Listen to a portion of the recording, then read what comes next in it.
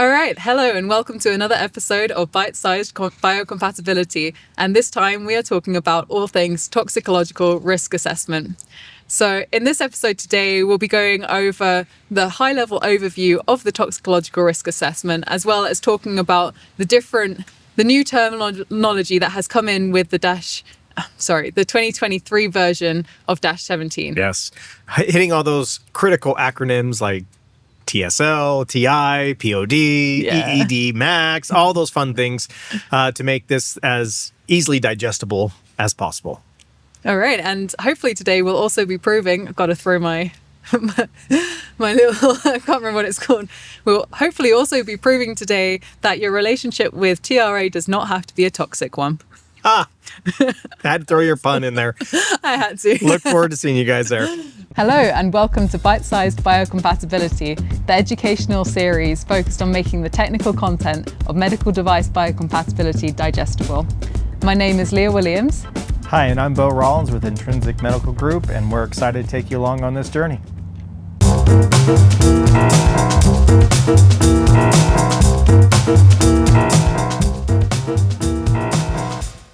All right. Hello, everybody, and welcome back to Bite-Sized Biocompatibility, Episode 4. We are delighted to have you here with us today to talk about all things toxicology in terms of medical device biocompatibility. So we'll be going over the Toxicological Risk Assessment, TRA, and what it means, how to use it, and where in your biocompatibility evaluation you can actually use it. Thank you. I'm excited for this one because the way that things have shifted and changed, this has become really one of the most important aspects of your biological evaluation, right? And we talked in the previous episode on chemical characterization, and there's so much complexity and things that can go into that process. And you ultimately get delivered this report, and this report can have, as we talked about, like hundreds of compounds. And what do you do from there, right? These reports are rather daunting, but thankfully, with toxicological risk assessments, it's able to interpret and utilize that into a proper, tool to evaluate your biological risk. Yeah, absolutely. And it's such a powerful tool for doing that as well. So let's get right on in there. Yeah. So I guess when I think about a toxicological risk assessment, obviously that's done by people who are trained in toxicology. It's a much more in-depth science and area than what we dare cover today. So I'm thinking what do we want to know from a user perspective around a TRA? Like, what is a TRA? How do I utilize one? What am I looking for? And what are some key factors off the top? But I guess that drives me to my first question that I have for you, Leah, is what is a TRA? Yeah, excellent point. I think you hear those three letters thrown around a lot, the TRA. But what actually is it? So the toxicological risk assessment is a numerical method by which we can take a look at the chemical exposure profile that is seen in clinical use with a medical device and actually characterize the toxicological risk associated with it. So the likelihood that concentration of the constituent chemicals within that exposure profile are to result in a toxicological response within the human body. So it's a mathematical way of determining the likelihood of harm, basically, during use. So I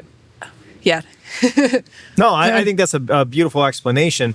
So in layman's terms, then what do I use the TRA for? What is its purpose? Yeah, exactly. In layman's terms, you pretty much break it down to having a pass-fail for the exposure. So is your concentration of a chemical that is present likely to cause harm or not? Yes or no? And we do this by performing a series of calculations, the result of which is compared to that pass-fail criteria known as the margin of safety, or MOS. And typically, if it's above that value of 1, you, as per -17 says, you're in the clear. It's unlikely to pose toxicological risk to the patient. If you're less than that threshold value of 1, then you need to do some further investigation to determine the likelihood of harm.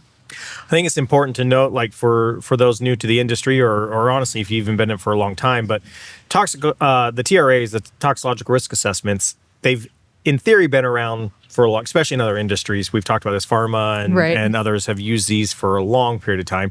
In medical device, we really didn't recently, at least I personally didn't really utilize these at all until more recently. And if we look at the history, right, -17, the last revision before the current one of 2023 was 2002. Yeah. So, it's been a hot minute. We're looking over like 20 years of basically a standard not changing because there wasn't really any development or aspects to it.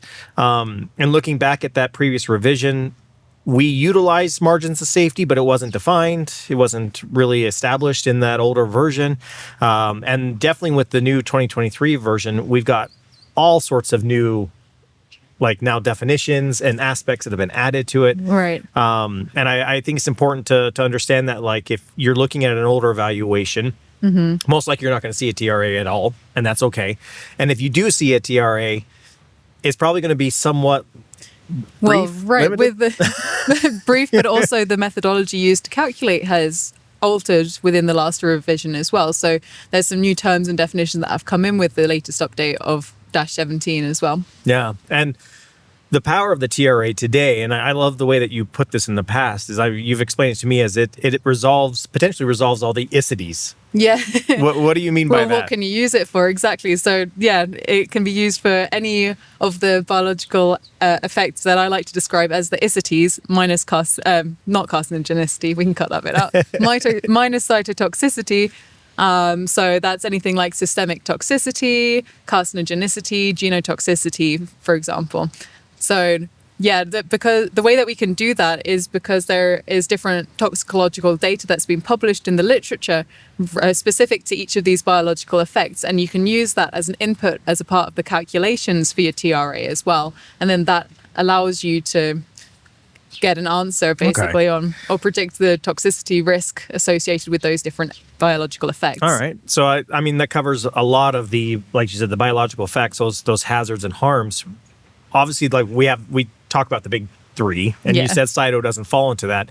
So you didn't say anything about sensitization, irritation. Right. So I'm curious now, where do those fall with this? Is this the magic button that can take care of all my... I so wish that it was a one-stop shop for everything and all your biological risk assessment needs. However, it's a little bit of a gray zone when it comes to irritation and sensitization.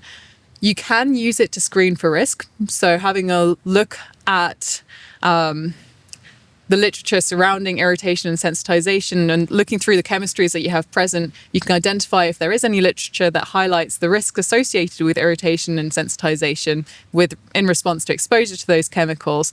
And there is a concept of the TCL, so the tolerable contact limit, which does play into that irritation piece. However, it's less defined than for the ISITs. Okay. I mean, that's been my understanding as well, is we have defined list for irritants and sensitizers out there that have been well established and documented, and you more or less are evaluating on whether or not those are found in your chemical profile. If they are, that requires additional assessment. If they're not, then in theory, you should have no irritants or sensitizers. Mm-hmm. But at least from my understanding currently, specifically the FDA doesn't accept that approach for mitigation of those risks. So we still look at, those traditional tests to be able to evaluate those, which we'll discuss in later episodes. But yeah, it's unfortunate because I think I think most toxicologists out there would agree that we can adequately mitigate the hazards around irritation and sensitization by looking for these well-known established compounds. Yeah, I agree. Yeah. And if I believe it, if I understand it correctly, we're not able to assess, if you had an irritant or sensitizer from that list, you can't assess whether or not it would be irritating or whatever because the thresholds aren't clearly defined or established from my understanding. Exactly. And that's why you need the confirmation aspect for it. Right, exactly. So it's a good way. It's in this sense with irritation and sensitization, the toxicological risk assessment can act as a good sort of screening tool. So it can indicate whether you need to then do further evaluation part of the big three, you probably should be doing further evaluation there anyway. But yeah, it can really indicate if you're expecting to see a risk there or not. Okay. So earlier in your explanation, you start throwing out some acronyms. So now I have to ask because, looking at simplifying all this stuff. So if you don't mind, I'm going to put you on the spot. But let's go for it. I heard a TSL, I believe. So what is TSL? What does it mean? Yeah, so when you get your data from your chemical characterization typically, let's take a step back actually for a second. Typically, the toxicological risk assessment is seen off the back of -18, so the chemical characterization, in particularly that data generation aspect. It doesn't have to solely be used with that data generation aspect, but it can be used from data gathering, just information about the concentration that because you manufacture the device, right? You should know what's in the device. And that goes to your worst case explanation in our previous episode. Yeah, the hypothetical worst case risk assessment. Bit of a mouthful. Yeah. But when you are taking the TRA and you are applying it to your -18 generated data, then you'll get a report from that data generation, which has, sometimes if you're lucky, you may have just 10 different constituents on there which are identified through your analytical work. But typically, especially if you're working with soft polymers or even other types of materials as well, you can have hundreds, if not thousands, of different chemistries that get shown up to be present. So the TSL is the toxicological screening limit, and it's basically just making sure that I'm absolutely getting this definition right. It's the cumulative exposure dose to an identified constituent over a specified time period that is without appreciable harm to health. In layman's terms, this means basically anything below this threshold that you have calculated can be disregarded, for want of a better word, within your assessment because it's unlikely to cause harm to the patient. The constituents aren't present at a high enough concentration where they pose a significant risk to the patient. Excellent. And the way, because I'm not a specialist in this area, whatever, so how I've understood it is that, OECD and these other guidelines have set up these known threshold limits for the worst mutagenic, carcinogenic compounds out there. And the assumption here is that these horrible compounds are in well-established libraries, meaning that every lab has these in their databases, their national databases that are international databases that everyone has access to. So these are well-established, characterized, and they know the thresholds for those. And so they use that as if a worst case to create this TSL limits. And there's one for short-term contact or repeat contact. Right. And as long as you're below that, then even if it was the worst thing, you're fine. So basically, it works for identified compounds and constituents, but not unidentified. Is that?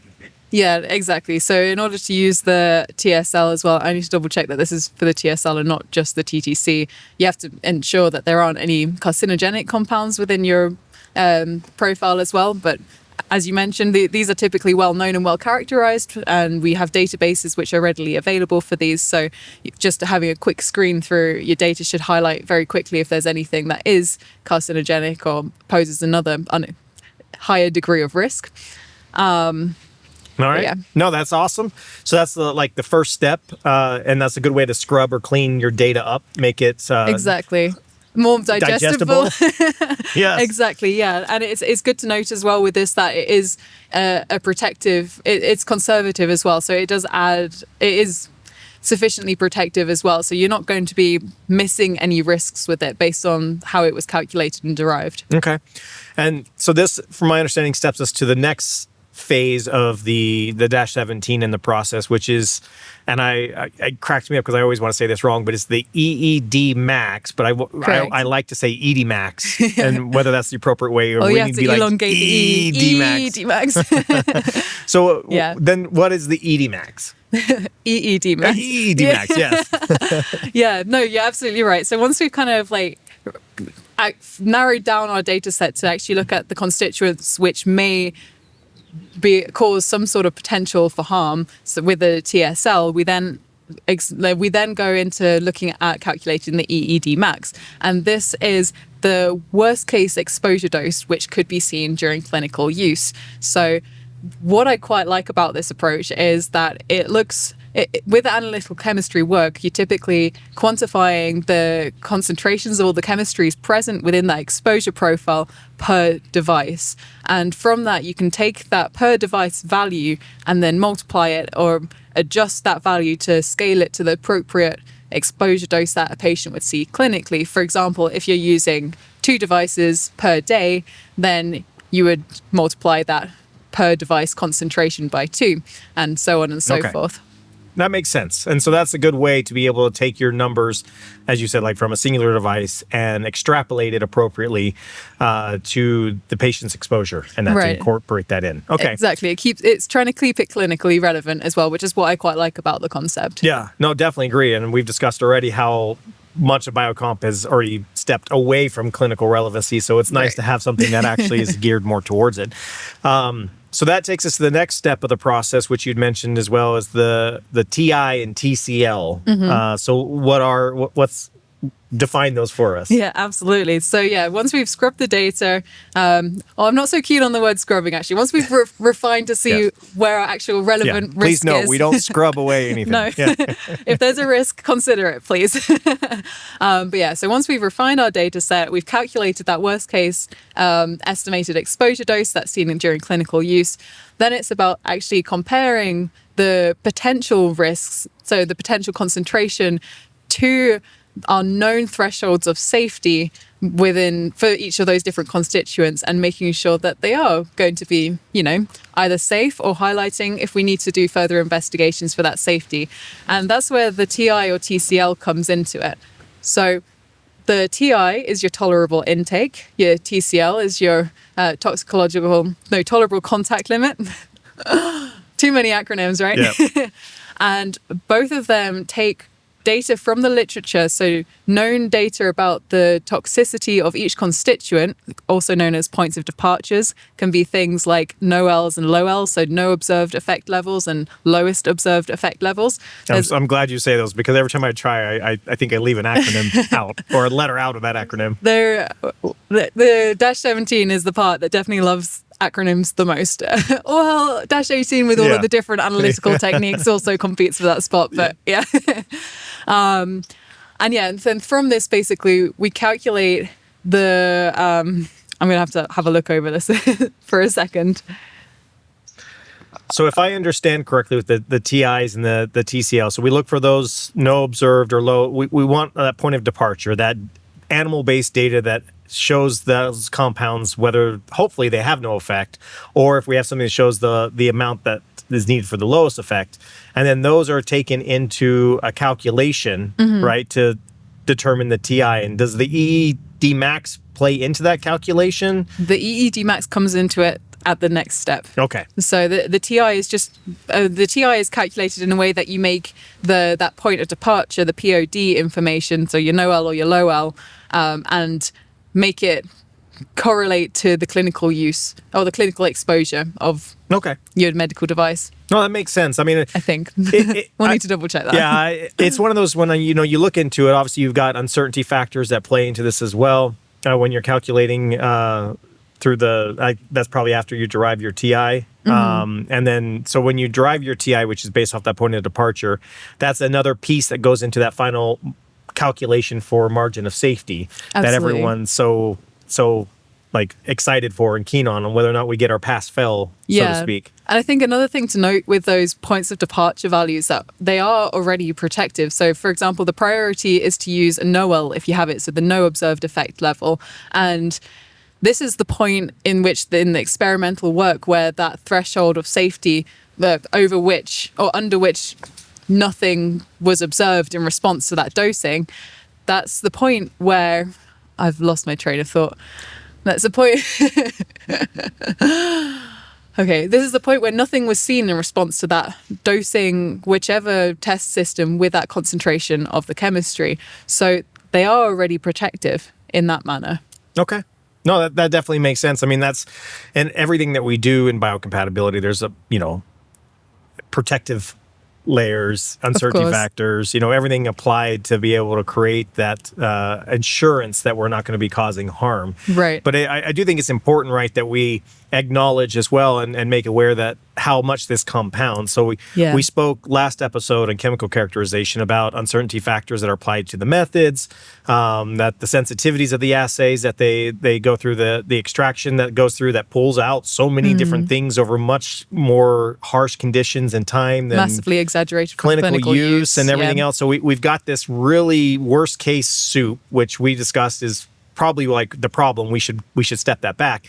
But then we take that and we put this through another series of basically amped up buffers, right? Right. And I'm so glad that you mentioned that as well, because it is really important to remember that within these numerical calculations for your TRA, we do apply a range of different uncertainty factors, all to kind of like give that extra layer of protection. Then they factor in things like differences between humans and animals, variability in the test methods, variability in the routes of exposure of those different chemistries as well. And it's very much added in mathematically by multiplication, so it compounds very quickly. You're adding in a layer, a factor of 10 here and a factor of 10 there and maybe a factor of 100 there, and before you know it, you've got a protective layer of 10,000. And anybody who's worked in science and is familiar with compounding numbers like that knows how far out from the actual point that you're trying to determine a scale of 10,000 can make you. Oh, yeah.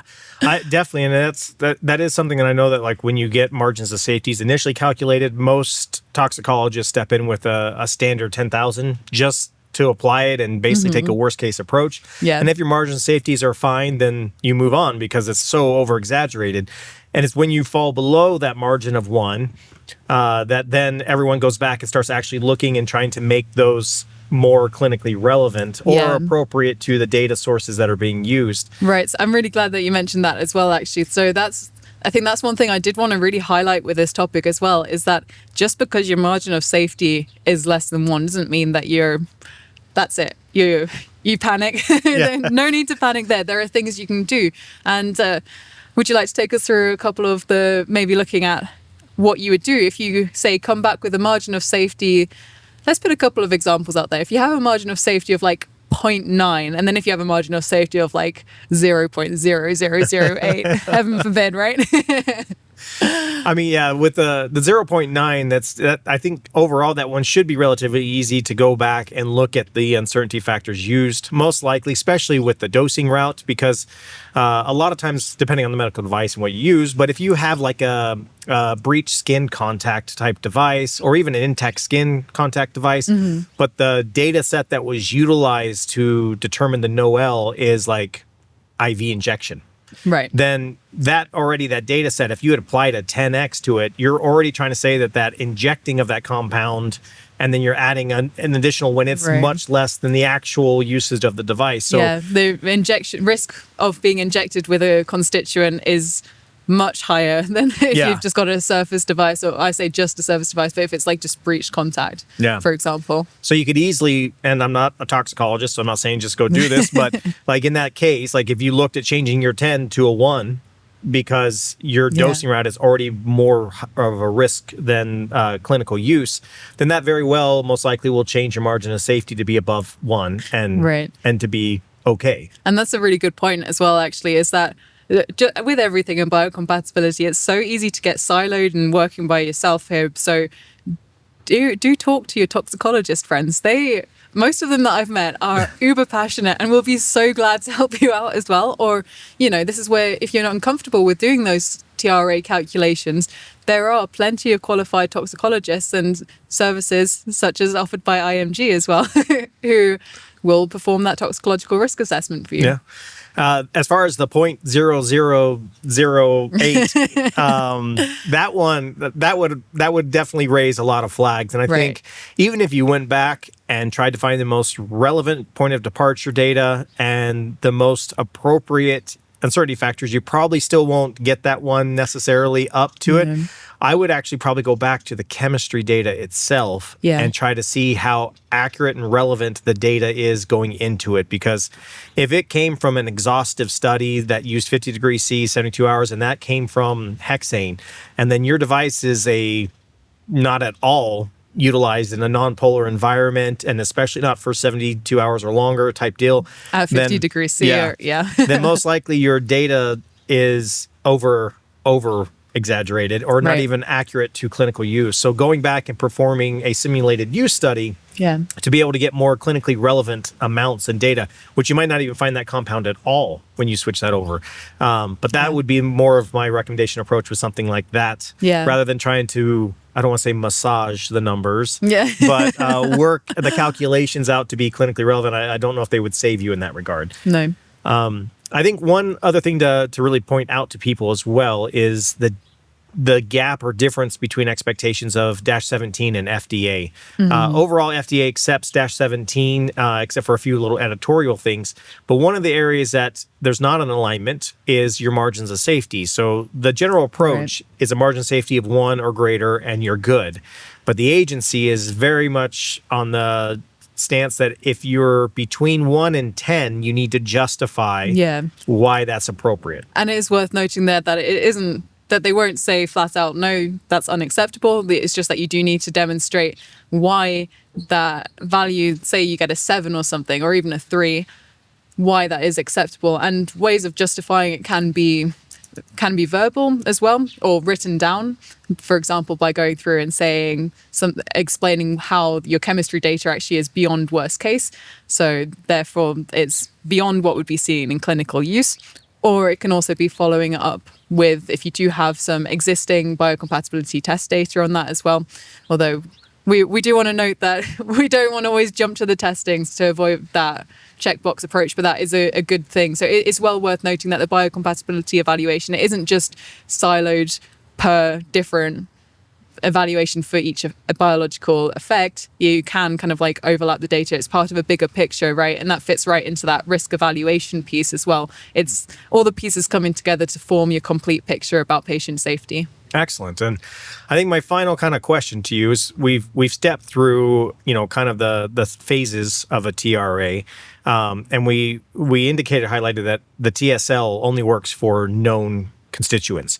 And then as we go through to calculate things, but what happens with the unknowns? Because inherently you're going to have unknowns, and some of them you're never going to be able to resolve. That's the reality of the world we live in. Yeah. So what is the approach that toxicologists take for those unknowns? Fantastic question, and it's one that I'm sure that many people are completely plagued with. There is usually, as fantastic as these analytical methods are, there's usually something that they can't detect. So you'll see that dreaded word, that unknown, on your chemical characterization report that comes in. So what do you do when you have those unknowns? Well, first step is to verify that there aren't any carcinogens in there, or like any other constituents with really super high toxic potential. And these, usually you can identify these because, as we mentioned earlier, are well characterized and usually well known.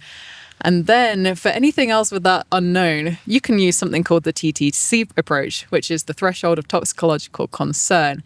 And it's similar in the sense that it's a protective kind of threshold over which under which there is no appreciable harm to health of any patients as well. And there are basically defined values that you can use in place of those point of departure values. So if this actually is a good point to mention, that not only is this just for unknowns, it's also if there's a lack of toxicological data for your constituent available. So you can't find any point of departures for as well. And that's where the ISO TS 21726 comes into play. 21726, yeah, exactly. So and that works for any patient population, correct? And things like that. So it's, I believe so. Yep. Okay. Yeah, exactly. And basically what you can do, these values were derived from the worst substances known to man, the most toxic substances known to man, and you can use those in place of those point of departure values throughout performing your toxicological risk assessment calculations as you normally would.